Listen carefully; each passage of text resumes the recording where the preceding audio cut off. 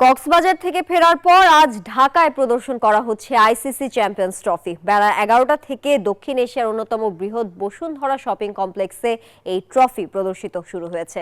রাত 8টা পর্যন্ত জনসাধারণ দেখতে পারবেন এই শিরোপা। চ্যাম্পিয়ন্স ট্রফি বিশ্ব ভ্রমণে বের হওয়ার ধারাবাহিকতায় 9 ডিসেম্বর ঢাকায় পৌঁছায়। এরপর 2 দিন ছিল কক্সবাজার। সেখানে বুধবার জনসাধারণের জন্য প্রদর্শনীর ব্যবস্থা করে বিসিবি। 13 ডিসেম্বর শেরেবাংলা ক্রিকেট স্টেডিয়ামে প্রদর্শিত হবে চ্যাম্পিয়ন্স ট্রফি।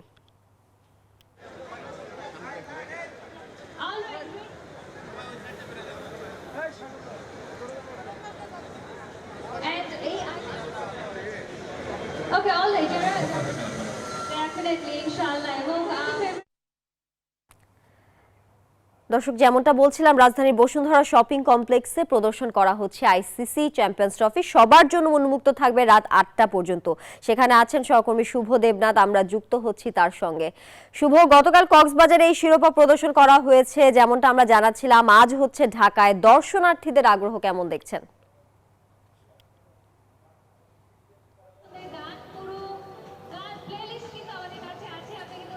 তানিয়া, ধন্যবাদ আপনাকে।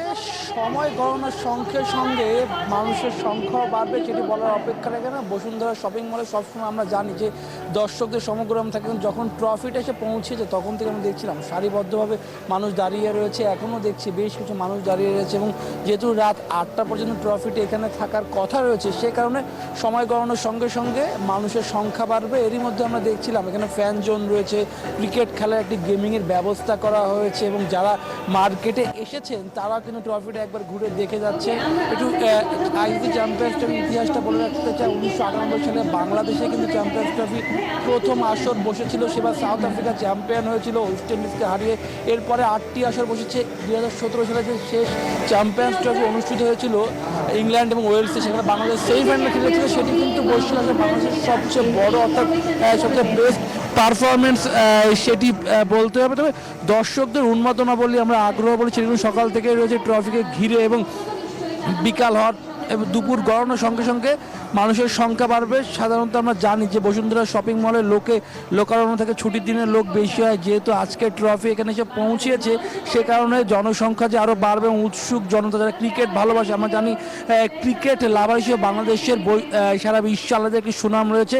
সেখানে বাংলাদেশের কোনো বৈশ্বিক আসর অর্থাৎ ট্রফি আসলেও দর্শকদের মধ্যে আগ্রহ বাড়বে সেটি বলা অপেক্ষা রাখে না। গতকাল কক্সবাজারে ছিল, সেখানে একই অবস্থা ছিল, এবং আজকে বাংলাদেশে এসেছে বসুন্ধরা শপিং মল। আজকে থাকলে আগামীকাল মিরপুরে প্রদর্শিত হবে ট্রফিটি, এবং সেই ট্রফি ঘিরে আমরা দেখছি কেউ ছবিটি মুহূর্তটি বন্দি করে রাখতে যাচ্ছে, কেউ সেলফি বন্দি করে রাখতে যাচ্ছে, কেউ ছবিটি তার ক্যামেরা ধরে রাখতে যাচ্ছে। কারণ এমন ট্রফি আবার তারা কবে দেখতে পাবে? যদি এই ট্রফিটি বাংলাদেশে আসে, বাংলাদেশ যদি আইসিসি চ্যাম্পিয়ন্স ট্রফি শিরোপা জিততে পারে, তাহলে কিন্তু সোনায় সোহাগা। এবং এর আগে যে বাংলাদেশ সেমিফাইনালে খেলেছিল, সেখান থেকে বাংলাদেশের সাথে নিজের সেরাটা খেলতে পারে, তাহলে ফাইনালে সম্ভব। কারণ আমরা জানি ওয়ানডে ফরম্যাটে বাংলাদেশ সবসময় ভালো পারফরমেন্স করে থাকে। যদিও ওয়েস্ট ইন্ডিজের বিপক্ষে সম্প্রতি তারা ওয়ানডে সিরিজ হেরেছে, কিন্তু আমরা জানি যে সময় মুশফিকুর রহিম ফিরবেন, নাজমুল শান্তরা স্কোয়াডে ফিরবেন, তখন দলের জন্য কিন্তু শক্তিশালী হবে বাংলাদেশে, ওয়ানডে ফরম্যাট আরও শক্তিশালী হবে। যাই হোক, বসুন্ধরা শপিং মলে লোকারণ্যই বলতে হবে, এবং সারিবদ্ধভাবে এক এক করে তারা ভিতরে প্রবেশ করছে। ট্রফির সঙ্গে যারা ছবি তুলছে এবং নিরাপত্তার কাজে যারা নিয়োজিত রয়েছে, তারা সুন্দরভাবে কিন্তু বিষয়টি পরিচালনা করছে, এবং সকলেই